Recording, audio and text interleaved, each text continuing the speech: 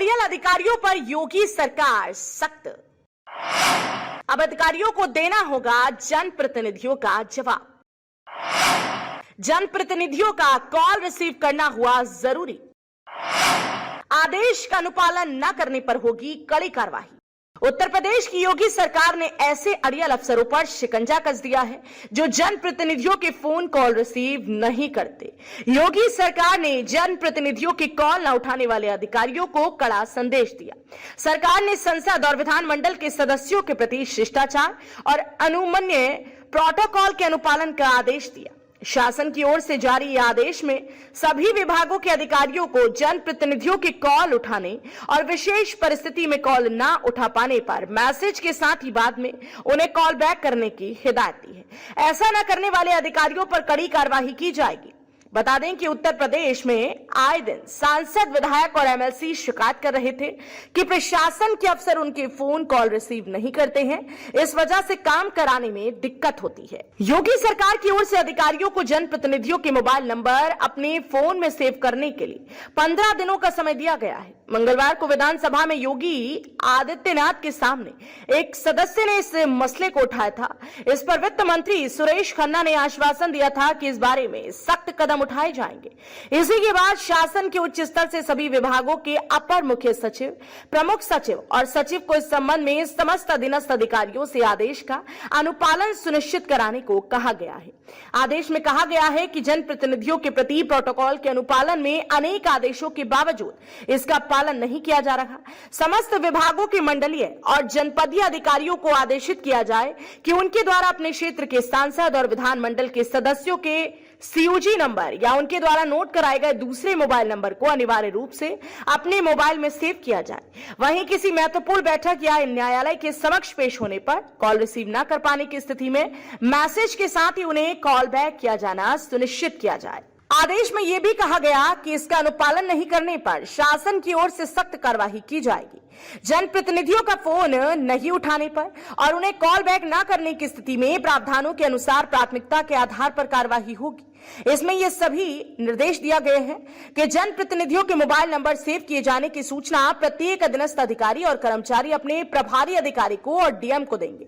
DM अपने जनपद की संकलित सूचना कमिश्नर को और फिर कमिश्नर इस सूचना को विभागों के अपर मुख्य सचिव, प्रमुख सचिव या सचिव को देंगे। संबंधित विभाग के अपर मुख्य सचिव, प्रमुख सचिव और सचिव प्राप्त सूचना संकलित कर उसकी एक प्रति संसदीय शिष्टाचार और पत्राचार अनुभाग को उपलब्ध कराएंगे। इसके अलावा जिलों के डीएम, जनप्रतिनिधि सदस्य, संसद सदस्य और विधानमंडल सदस्यों के मोबाइल नंबर कार्यालय के सूचना पटल पर प्रदर्शित करेंगे। बहरहाल सरकार के इस आदेश के बाद ऐसे अधिकारियों की मनमानी पर अंकुश जरूर लग जाएगा जो जनप्रतिनिधियों की कॉल को इग्नोर किया करते हैं।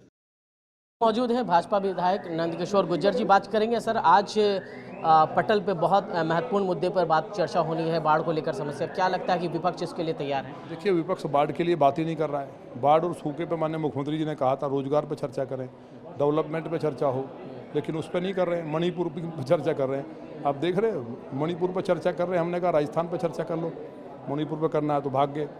बंगाल पर चर्चा करो, कश्मीर पर करो, अन्य स्टेट जहाँ ये सब दुराचार, बलात्कार और मर्डर और जबरन हिंसाएं, दंगे हो रहे हैं, कोई चर्चा नहीं करेंगे। केवल उसके नाम पे करेंगे कि उनको लगता है कि सरकार जो काम कर रही है, अगर बोलने के लिए इनके पास कुछ है नहीं तो वो चीज़ें चर्चा होगी, सामने आएगी।